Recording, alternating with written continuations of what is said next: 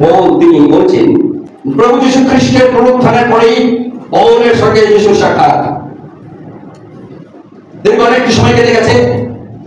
আমরা জানি পৌল তিনি উচ্ছৃঙ্খল ব্যক্তিত্ব সম্পন্ন উচ্চ শিক্ষিত কঠোর ধর্মীয় লোক ছিলেন।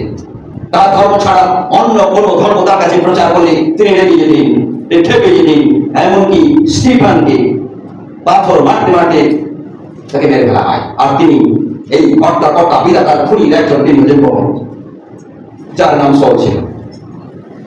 তিনি যাচ্ছেন যেখানে খ্রিস্টান দেখতে পাচ্ছে সেখানে তাদেরকে মারধর করছে, তাদেরকে বলছে ভয় যিশু নাম ত্যাগ করো, না করলে তোমাকে মারা হবে, আর যদি আরো না করো তোমাদের টেনে টেনে নিয়ে যাওয়া হবে এবং জেল বন্দি করে রাখা হবে।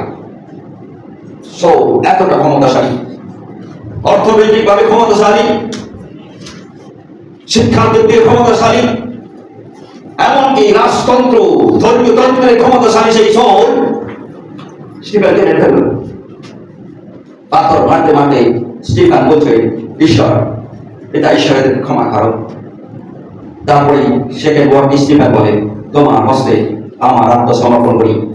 ওরা এরা শুনতে পেয়েছে, পৌল শুনতে পেয়েছে। তারপরে খুব অল্প সময়ের মধ্যে 3 ঘন্টা নেয়নি স্টিফেন, তিনি হাঁটু বেড়ে প্রার্থনা করছিলেন। কারণ শুধু অনুমতি দিয়েছিলেন তোমরা যাই পারো আমাকে একটু সুযোগ দাও হাঁটু গাড়বো। আর তখন যখনই হাঁটু গাড়তে আরম্ভ করেছে পাথর মারতে আরম্ভ করেছেন। এরা হচ্ছে ধর্মীয় লোক, এরা হচ্ছে ঈশ্বরের লোক। এমন ঈশ্বরের ভিতরে একজন লোক প্রার্থনা করছে যাদের কোনো অস্ত্র নেই যার হাতে, সেই নিরস্ত্র লোকটিকে দেখে ভয় করেছিল সেই স্টিফানকে দেখে। এমন কিছু যার জন্য তারা পাথর ছুটতে ভেবেছিল মেরে ফেলবে, কিন্তু তারা ঈশ্বরের আত্মা তাকে তুলে নেয়। তারা দেখে অবাক হয়ে সোল স্ট্যাক ডাউন হয়ে যায়। কি অদ্ভুত ঘটনা ঘটলো। তারপরেও তার ধর্মীয় গভীর অন্ধবিশ্বাস তাকে আরো উগ্র করে দিয়েছিল, একজনকেও খ্রিস্টানকে রাখা হবে না। চলেছে এই করতে হঠাৎ একই সময়ে সে পড়ে যায়। জানি না হুজুর খেয়েছিল কিনা। পড়ে যাওয়ার পরে তিনি অন্ধ হয়ে যায়। কোথায়? কেউ 10-এর শখ, আবার উচ্চারণ করে তখন সে দামাস্কাস এই নিচে। এবং তারপরে আমরা দেখতে পাই উচ্চারণ যাই হোক না কেন এখনো সেই ঐতিহাসিক জায়গাটা রয়েছে। প্রথম পরিচিতিতে আমরা পড়লাম 500-এরও অধিক ভ্রাতাকে দেখা দিলেন, তাদের অধিকাংশ লোক বর্তমান রইয়াছে, কিন্তু কেউ কেউ নিদ্রাগত হইয়াছে। তারপরে তিনি যাবকে পরে সকল প্রেরিতকে দেখা দিলেন।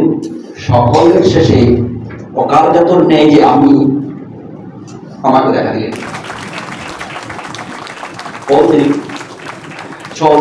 তিনি ভেঙে গেছিলেন, ভেঙে পড়ে গেছিলেন। এটা আমি অকাল, আমার মতো নিষ্ঠুর অপরাধী আগে নেই। আমি নিজের হাতে স্টিফানকে নির্দেশ দিয়েছিলাম, স্টিফানকে যেন পাথর মারা হয়। আমি নিজের হাতে চাবুক মেরেছি কত নিশ্চয় বিশ্বাসকে। আমি মন্ডলীকে ছত্রভঙ্গ করে দিয়েছি। মন্ডলে অশান্তির কারণ আমি সহিষ্ণু। আমি আর এই নামটি চাই না, এই অশান্তিকর নামটি আমি চাই না, এই অশান্তিকর চরিত্রটি আমি চাই না, আমি বদলাতে চাই। আমি যখন যিশুকে পেয়েছি, জেনেছি, দেখেছি, কথা বলেছি, এই অকাল মানুষটি আজ থেকে আমি পৌল